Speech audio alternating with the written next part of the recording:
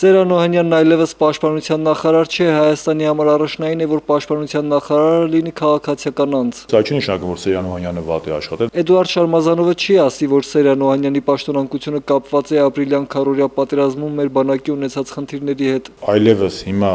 մարտահրավերները այլ են, առաջնահերթությունները այլ են բնականաբար։ Հանրապետականը Սերան Օհանյանի պաշտոնանկության եւ նոր նախարարի նշանակման հետ կապ չունի, դա հանրապետականի որոշելիքը չէ, առայժմ կուսակցությունը չգիտի, թե ինչի անելու նախկին նախարարը։ Ինքը պետք է որոշի, ինքը որտեղ է իրան տեսնում։ Վիգեն Սարգսյանին ազգային ժողովի փոխնախագահը շատ լավ գիտի, նա բանակից գլուխ կհանի, կապ չունի պատերազմական շրջանում, թե խաղաղության։ Ի վերջո մեր երկրում գերագույն գլխավոր հրամանատարի փոփոխություն տեղի չունեցավ։ Էդուարդ Շարմազանովը չի կարող ասել, թե ինչքանով ընդունելի կլինի Ռուսաստանի համար Վիգեն Սարգսյանը, որին համարում են հավաքագրված ամերիկյան հատուկ ծառայությունների կողմից, երբ նա սովորում էր ամերիկյան համալսարաններից մեկում։ Ես Պեսկովը չեմ, որ իմանամ ով համար ընդունելի է։ Իդեպ ինչ վերաբերվում է արտգործնախարարի վերանշանակման ձգձգմանը, պարոն Շարմազանովը դա բացատրեց միայն մեկ հանգամանքով։ Պարոն Նալբանդյանը Հայաստանում չէր։